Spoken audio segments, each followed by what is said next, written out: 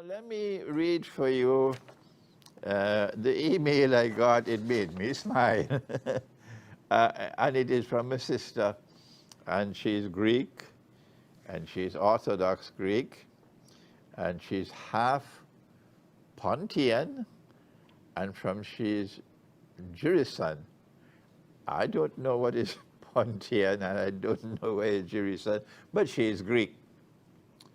And she lives in Thessalonica. I've heard about Thessalonica. I've never been there. Maybe one day you might invite me to come and visit Thessalonica. And this is what she said.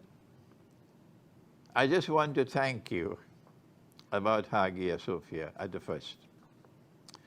She said, our life is full of hate for Ottomans.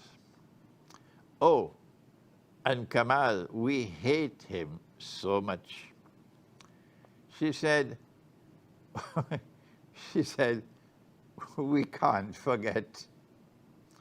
We can't forget, she said. We cannot forget. And the Turks make it harder for us to forget. That's their conduct. She says, they are so bloodthirsty. I'm happy to read this letter from an Orthodox Christian sister. Listen to her words. She said, they are so bloodthirsty. She said, they feel so proud for everything they have done to the Christians. Usually, they dream of to conquer Thessalonica once again. What's wrong with them anyway? She says, Muslims, they hate icons, statues, and so on. But they have icon statues of Kamal everywhere, as though he's like a saint for them. This is Kamal Atatürk, Mustafa Kamal. She says, so we hate Muslims. We really hate Muslims. Because for us, a Muslim is a bloodthirsty Turk. That's a Muslim for us. A Turkish people who are bloodthirsty. Are you listening in Turkey? Are you hearing what your sister in Greece is saying about you? It must get you worried. Instead of responding to her with hatred in your heart for her, why don't you think, why is she writing this letter? She says, we don't know other Muslims, no. She says, we learn about ISIS during these last years, and we watch them on TV cutting people's head off. And when they do that, we remember our genocide again and again. And we watch Erdogan. We watch him with the Kurds. We watch him what he did with the Syrians. We watch him what he did in Libya. And then we remember our genocide again and again. This letter makes painful reading. And then she goes on to say, you are the first light of hope for me. I smile with your video. I think the only thing that we can be in disagreement with is women's rights. She says, I am not a feminist, but I grew up in democracy and I like it. And you know something?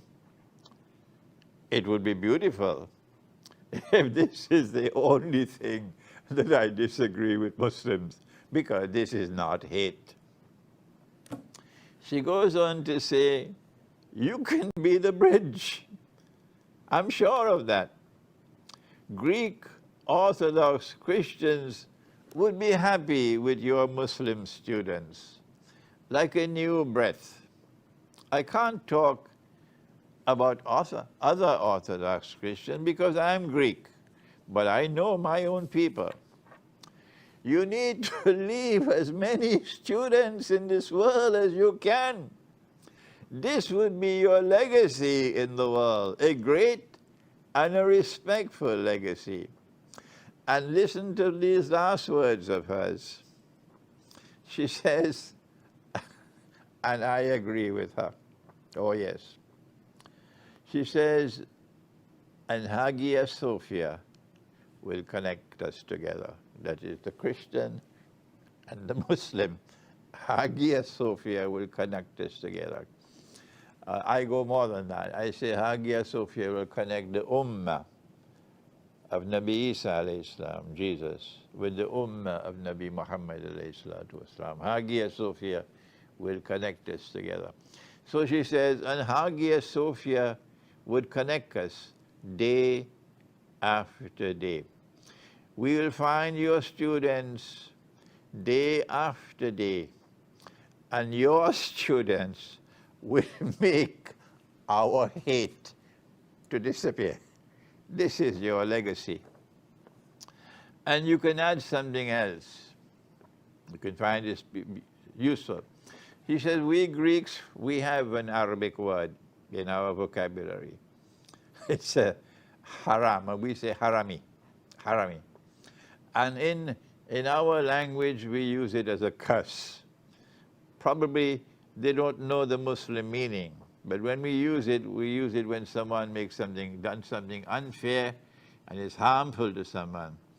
And if we wish that unfair act to return and hurt the people who made it. I'm not going to mention her name, but this is a very, very weighty email that I got from this sister in Greece, in Thessalonica, and maybe one day I'll visit Thessalonica. Thank you, my sister, for your email.